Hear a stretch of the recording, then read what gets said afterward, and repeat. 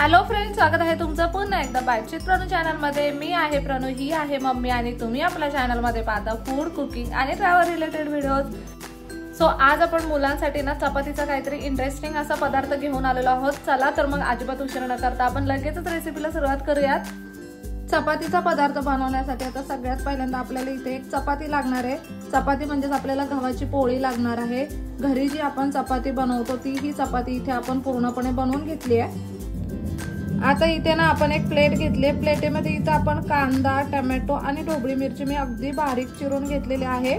सगळे एकत्रच बारीक चिरून घेतले। अर्धा कांदा आहे, अर्धा टोमॅटो आणि अर्धी ढोबळी मिरची आहे। आता इथे एक बटाटा आपण मस्त असं उकडून घेतलाय, त्याचं साल आपण काढून घेतलेला आहे। आता हा बटाटा ना आपल्याला किसून घ्यायचा आहे। किसणीच्या साहाय्याने हा बटाटा आपल्याला किसून घ्यायचा आहे, म्हणजे बटाटा अगदी स्मॅश होतो आणि ना एकजीव सुद्धा एकदम छान होतो। इथे बटाटा अगदी मस्त असा किसून घेतलाय आपण। यामध्ये ना एक मोठा चमचाभर इतके चिली फ्लेक्स टाकायचे आहेत आपल्याला। एक चमचाभर इतके ऑरेगॅनो टाकूयात। तुमच्याकडे मिक्स हर्ब्स असतील तर तुम्ही ते सुद्धा टाकू शकता। चवीप्रमाणे मीठ टाकायचं आहे। आता इथे बारीक चिरलेली कोथिंबीर आपल्याला टाकायची आहे। आता हे सगळं ना अगदी छान असं मिक्स करून घ्यायचं आहे आपल्याला।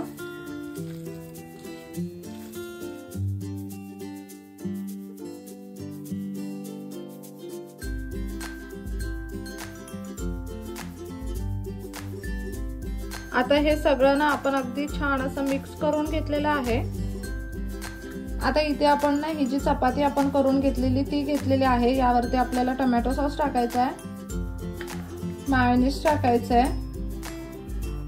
हे दोन्ही ना चपातीवरती अगदी छान असं स्प्रेड करून घ्यायचं आहे।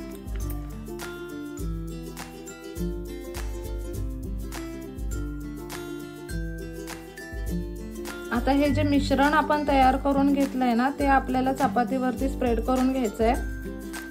अशा पद्धतीने हाताच्या साहाय्याने हे सगळं मिश्रण चपातीला लावून घ्यायचंय। अगदी व्यवस्थित दाबून दाबून लावायचंय, म्हणजे ते चपातीला चिटकलं जाईल।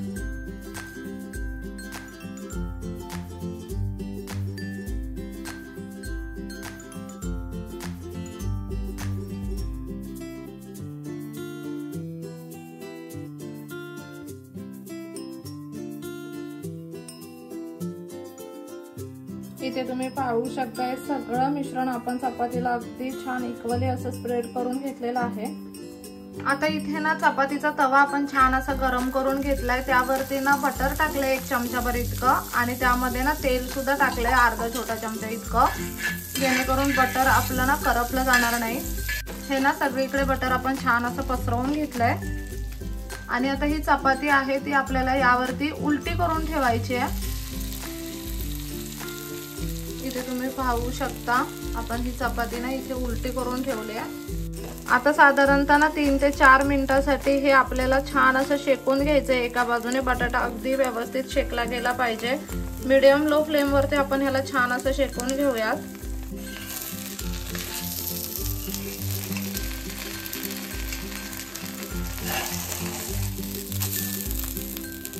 इथे तुम्ही पाहू शकता आता ही ना चपाती आपण पलटून घेतले आणि हे अगदी व्यवस्थित बटाटा ह्याला चपातीला चिटकलाय। बटाटा आपला इथे मऊ राहिलाय। हा, म्हणजे असं थोडा मऊ राहिला असेल तर आपल्याला ते बटाटा पूर्ण शिजेपर्यंत आपल्याला ते शेकून घ्यायचे। कलर आला की छान दिसतो। हो, बटाटा पूर्णपणे शिजला गेला पाहिजे। पुन्हा आपण ह्याला पलटून घेतलाय आणि आता परत पूर्णपणे त्याला शिजवून घेऊयात आपण एका बाजूने। आणि ना हे मिश्रण अगदी व्यवस्थित चपातीला चिटकलंय, त्याच्यामुळे ते अजिबात सुटत वगैरे नाही। बेसिकली ना हा मुलांसाठी एकदम हेल्दी असा पिझ्झाचा ऑप्शन आहे असं तुम्ही म्हणू शकता। मुलांना कधी कधी चपाती खायला खूप जास्त कंटाळा करतात। इव्हन मी पण चपाती खायला कधी कधी ना खूप जास्त कंटाळा करते। त्यावेळी मम्मी मला हे नेहमी बनवून देते आणि हे खायला ना खूप जास्त छान लागतं। मी हा आधी सुद्धा बऱ्याच वेळा हे खाल्लेलं आहे आणि म्हटलं तुमच्यासोबत सुद्धा असं काहीतरी शेअर करावं। त्याच्यामुळे ना जर मुलं चपाती वगैरे खायला जेव्हा कंटाळ करत असतील आणि तुम्हाला असं वाटतं त्यांच्या पोटात भाज्या वगैरे सुद्धा जाव्या, तर मग तुम्ही अशा पद्धतीने काहीतरी मुलांना थोडं युनिक बनवून देऊ शकता। मुलं अगदी आवडीने खातात। आणि इथे आपण फक्त शिमला मिरची, कांदा, टोमॅटो वापरलाय। तुम्ही घरामध्ये ज्या भाज्या अवेलेबल असतील त्या सगळ्या वापरू शकता। म्हणजे इव्हन तुम्ही यामध्ये बीट, गाजर, मक्याचे दाणे वगैरे कोणत्याही तुमची मुलं जी आवडीने भाज्या खातील ना त्या सगळ्या भाज्या अगदी बारीक चिरून टाकल्या ना की मुलांना हाताखाली सुद्धा येत नाहीत आणि मुलांना कळत सुद्धा नाही की कोणत्या कोणत्या भाज्या टाकल्यात, मग मुलं अगदी आवडीने खातात. हे बघ आता हे सगळं फुलले पिझ्झा सारखं. हो, आता हे एक्झॅक्टली पिझ्झा सारखं असं मस्त असं फुललंय आणि दिसताना सुद्धा पिझ्झा सारखं दिसतं ना. आपण याची कटिंग सुद्धा पिझ्झा सारखीच करणार आहे.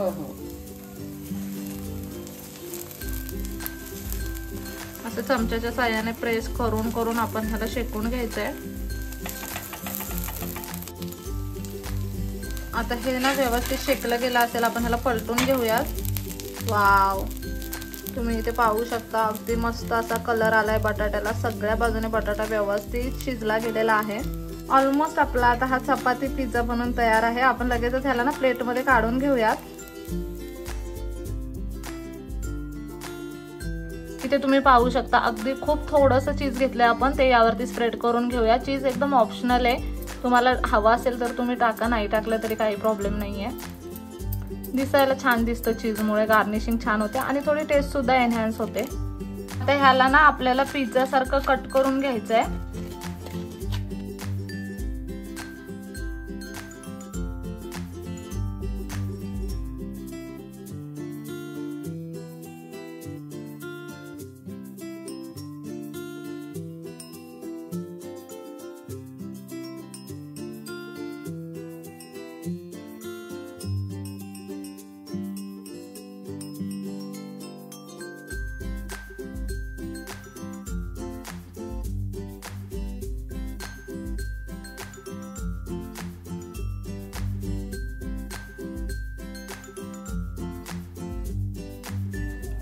इथे तुम्ही पाहू शकता आपला इंडियन स्टाईल गव्हाच्या पोळीचा पिझ्झा बनवून तयार आहे. दिसायला अगदी पिझ्झा सारखा दिसतोय, खूप अप्रतिम दिसतोय. मुलं तर एवढ्या आवडीने खातील ना असं काही तुम्ही बनवून दिलं तर. आपण लगेच ह्याला टेस्ट करून बघूयात.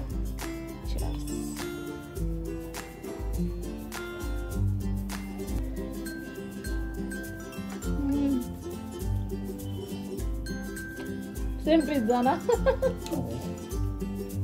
इतकंच की हेल्दी पिझ्झा खूप कमाल लागतोय. तुम्हाला जर घरी मैद्याचा पिझ्झा वगैरे मुलांना द्यायचा नसेल आणि मुलं खूप जास्त हट्ट करत असतील ना, तर अशा वेळी तुम्ही हा पदार्थ नक्कीच मुलांना देऊ शकता. मुलं प्रचंड आवडीने खातील आणि या निमित्ताने ना काही भाज्या सुद्धा मुलांच्या पोटात जातील, मैदा सुद्धा अवॉइड करता येईल, गव्हाची पोळी सुद्धा मुलांच्या पोटात जातील आणि हे अगदी फुलफिल आहे. हा एक पिझ्झा मुलांनी बसून खाल्ला ना तरी सुद्धा काही प्रॉब्लेम नाही. अगदी पोटभरीचा असा पदार्थ आहे.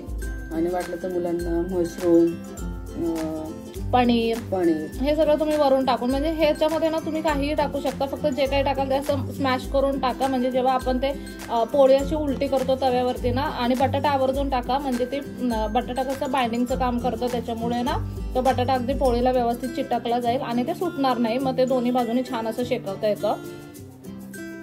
पण अशा पद्धतीने बनवलेला पिझ्झा अगदी अप्रतिम लागतोय, कमाल धमाल लागतोय. मुलांना कधीतरी ना हावाला पिझ्झा नक्कीच खायला द्या. खूप जास्त आवडीने मुलं खातील आणि खुश सुद्धा होऊन जातील. आमच्या घरी ना ऍक्च्युअली रिच्युअल आहे की मला जर पिझ्झा वगैरे खाऊसा वाटला ना तर मम्मी मला फसवते आणि मम्मी मला अशा पद्धतीने हा पिझ्झा बनवून देते. म्हणजे नेहमीच वरचेवर अशा पद्धतीने हा पिझ्झा घरी बनतो. कारण की पिझ्झाचं डो खाणं किंवा नेहमीच पिझ्झा खाणं पॉसिबल नसतं. तो बाहेर जाऊन असू दे किंवा मग घरी खाणं असू दे, आणि क्रेविंग तर आपल्या सगळ्यांना कायमच होत असतं. अशा वेळी काय करायचं तर मग हे अशा पद्धतीने सोल्युशन्स तुम्ही काढू शकता. आणि हे दिसायला जितकं अमेझिंग दिसतंय ना, खायला सुद्धा तितकंच अप्रतिम लागतं. मोठे लोक सुद्धा आवडीने खातील आणि मुलांचं तर काय विचारूच नका. तुम्ही डब्याला वगैरे सुद्धा अशा पद्धतीने पिझ्झा मुलांना देऊ शकता. खूप सोपी पिझ्झाची रेसिपी आहे, इंडियन स्टाईल पिझ्झा आहे असं तुम्ही म्हणू शकता. नक्कीच ही रेसिपी घरी ट्राय करा. कसा वाटला व्हिडिओ मला कमेंट करून नक्की सांगा. चला तर मग नेक्स्ट व्हिडिओ मध्ये भेटूया. तोपर्यंत मस्त खा, भरपूर फिरा आणि आनंदी राहा. बाय.